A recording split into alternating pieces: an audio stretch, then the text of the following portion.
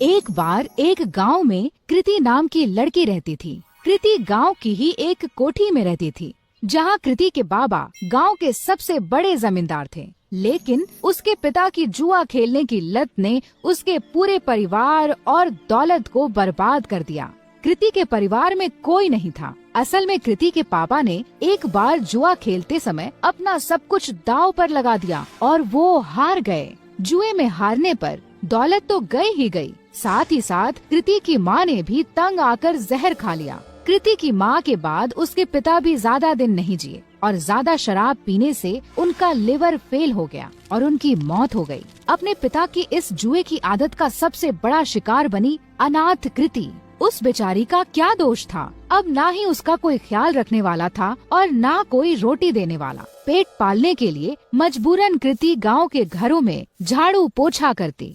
कृति का ये सब करने का बिल्कुल भी मन नहीं करता, क्योंकि जिस घर में वो काम करती थी उसका मालिक उसे बुरी नजरों से देखता था। लेकिन 2 वक्त की रोटी के लिए कृति ये सब भी झेल लेती थी। कृति रोज सुबह सुबह गांव के मंदिर में जाती और अपनी दर्द भरी कहानी भगवान को सुनाती। हे ईश्वर, किस जन्म का तू मुझसे बदला ले रहा है? क्योंकि इस जन्म में तो मैंने किसी का भी बुरा नहीं किया। अब तू ही बता, अगर मेरा बाप जुआ खेलता था तो क्या इसमें मेरी गलती है? मैंने तो हर बार उन्हें जुआ खेलने से रोका, यहाँ तक कि रोकने के चक्कर में मार भी खाई, लेकिन हमेशा यह विश्वास रहा कि एक दिन तू सब ठीक कर देगा। मैंने तुझ पे भरोसा किया और तूने मेरे भरोसे का आज मुझे ये सिला दिया। न खाना है न कोई अपना, काम पे भी मालिक बुरी नजर से देखता है। क्या यही तेरी महिमा है?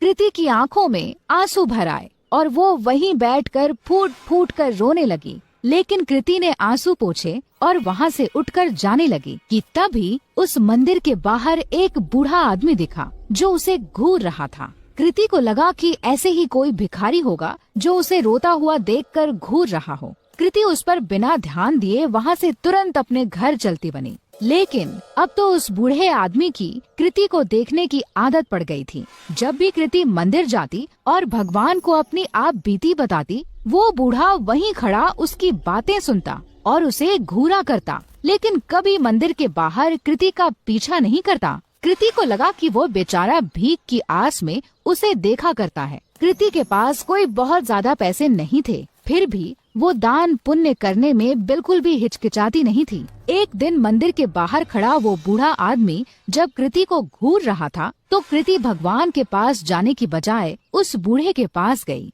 बाबा जी, अगर पैसे चाहिए तो बेहिचक मांग लिया करो, ऐसे किसी और को घूरोगे तो वो गलत मतलब निकालेगा। काश बेटा, तेरे जैसा साफ दिल भगवान ने सबको दिया होता। कुछ दे दे बेटा। कृति ने अपनी जेब से एक 10 का सिक्का निकाला और उस भिखारी के जेब में डाल दिया। बाबा जी, अभी इतने ही हैं, आगे जब ज्यादा कमाने लगूंगी तब ज्यादा दूंगी। अरे बेटा, सच्चे दिल से दिए गए 1 रुपए भी मैं खुशी खुशी रख लूं, फिर तेरे 10 रुपए तो लाखों के बराबर हैं। भगवान तेरा भला करे। ये कहकर वो भिखारी चला गया। किसी गरीब की मदद करके कृति को बहुत खुशी हो रही थी। कृति मंदिर में दर्शन करके फिर से अपने घर चली गई। उस दिन जब कृति अपने मालिक के घर काम करने गई तो वहाँ पर उस दिन उसके मालिक के अलावा कोई नहीं था। क्या हुआ मालिक, आज घर पर मेम साहब नहीं है क्या? मेम साहब वो तो आज अपने मायके गई हुई हैं। वैसे उनके बारे में क्या पूछ रही हो? भला तुम्हारे और मेरे बीच में उनकी क्या जरूरत? अपने मालिक से ये सुनकर कृति कुछ सहम सी गई। मालिक, मैं जरा घर की साफ सफाई कर देती हूँ। ये कहकर कृति घर की साफ सफाई करने लगी। अपने मालिक के डर के मारे आज कृति ने जल्दी जल्दी सारा काम खत्म कर दिया। लेकिन काम करके जैसे ही कृति घर जाने के लिए दरवाजे की ओर बढ़ी, वैसे ही उसका मालिक दरवाजे के सामने आकर खड़ा हो गया। मालिक, दरवाजे से हट जाइए, मुझे घर जाना है। लेकिन मालिक अपनी जगह से टस से मस ना हुआ और वहीं खड़ा रहा। मालिक, दरवाजे से हटिए। ये कहकर जैसे ही कृति ने मालिक को दरवाजे से हटाने की कोशिश की, वैसे ही मालिक ने कृति का हाथ पकड़ लिया। अरे ऐसे कैसे जाने दूं? आज तो मौका मिला है मुझे। बीवी भी घर पर नहीं है, आज तो तुझे नहीं जाने दूंगा। ये कहकर मालिक तुरंत कृति पर लपका। डरी सहमी कृति तुरंत अपनी इज्जत बचाने के लिए भागी लेकिन उसका मालिक उसका पीछा नहीं छोड़ रहा था। तभी एक कोने में कृति को डंडा पड़ा हुआ दिखा और वो उसके पीछे दौड़ी। अब की बार कृति का मालिक जैसे ही उसे पकड़ने के लिए लपका, वैसे ही कृति ने उस डंडे को उठाकर उस मालिक के सर पर दे मारा और तुरंत दरवाजे से निकलकर वहाँ से भाग गई। फूट फूट कर रोती कृति बिना रुके भागती जा रही थी। भागते भागते रात में कृति उस मंदिर पहुँची जहाँ वह रोज सुबह जाती थी। मंदिर में पहुँचते ही कृति भगवान की मूर्ति के चरणों में जा गिरी। हे ईश्वर, क्या मेरा पैदा होना ही गुनाह है जो तू मुझे इतनी बड़ी सजा दे रहा है? क्या गरीब और लाचार होने की यही सजा होती है कि कोई भी आकर हमारी इज्जत पर हाथ डाले? कृति की आंखों से फिर आंसू फूट पड़े। कृति ने आंसू पोंछकर जब आसपास देखा तो पाया कि वो बूढ़ा आदमी फिर वहीं खड़ा था।